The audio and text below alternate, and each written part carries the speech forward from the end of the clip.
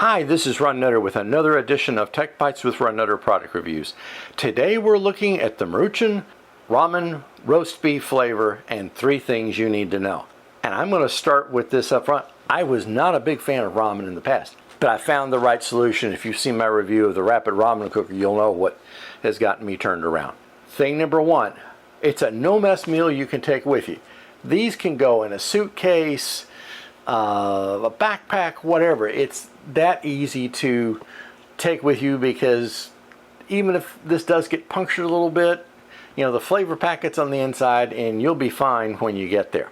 Thing number 2, it's very tasty without having to add anything. Well, I mean, you've got to add the flavor packet, and there's a place where you could maybe dial that back a skosh. You may not need that strong of a roast beef flavor. There are other flavors, and I'm going to be trying that one, but this roast beef has kind of typically been my go-to, and this one has not disappointed. Thing number 3, and for those of you who are on a need to reduce your sodium content, this can be done by reducing the amount of the flavor packet used. Like I was saying earlier, that can be dialed out, and I need to look at that one because we can all use, I think, a little less salt. You don't have to salt everything. Give this a try.